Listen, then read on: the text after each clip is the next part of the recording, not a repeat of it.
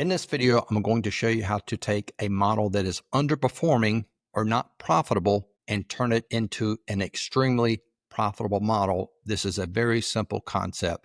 Greatly appreciate you guys tuning in. My name's MGCovers. Let's dive into it.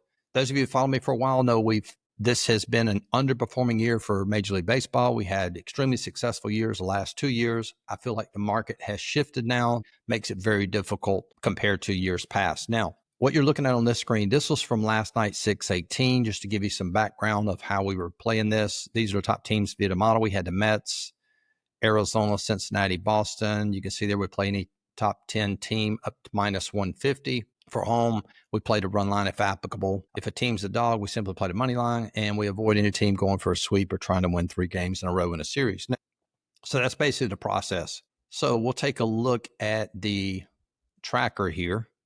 And what I want to show you, this is tracking it from 410 through 618, because this is going to be profitable. 152, 146, win losses, 17.5 units, a total of 325 units risked, a ton of volume, and a very low ROI, 5.3%. In my background of the way I play a lot of underdogs. My ROI long-term is generally higher than that. Well, here's the problem, because on the surface that looks good. From 6-1 all the way through last night, the model has yielded 1.57 units. So a very, very, very low ROI. You can see the results over here where it says old. So in that model, we had 36 wins, 36 losses, up 1.57 units. So one mistake I made with my interpretation of Major League Baseball, you've heard me talk about variance. There's a lot of variance in Major League Baseball. A lot of games are decided late. Night before we had the Mets. Mets were up 4-1. They lost. And we also had,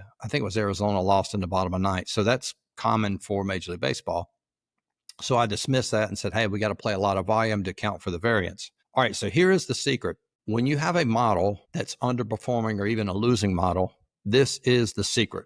The secret is we look at the losses. Now that sounds like, well, why would we look at the losses? We need to look at the wins too and see what caused the team to win. But it's actually this is just based on a ton of experience. Look at your losses, and what you're looking for is what causes that team to lose. And there's a very simple way to do that. So you look at a team that lost, then you go look at the box score. Is there a stat that you notice that the opposite team performed better than what stat did the losing team not perform well, and a stat that the winning team performed well in?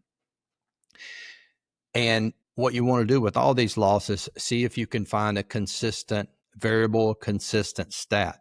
Now you'll say, well, if whatever you change to this model, you have to apply it to the wins. I understand that. But what you're looking for is a stat variable combination of stats that's causing that team to lose. And then once you identify that, you can back test a few games. Then you would apply it to the entire tracker and then audit your tracker with all of those changes. Okay. So I want to show you what I did. So as it stands, it was from June 1st through last night, 36 and 36, 1.57 units. Now, if we go back to 6-1, and obviously I can't show the stats that we altered, but I can show you the results here. And what was amazing is the amount of volume that it cut out. I mean, it cut out a ton of volume. So you can see here the units.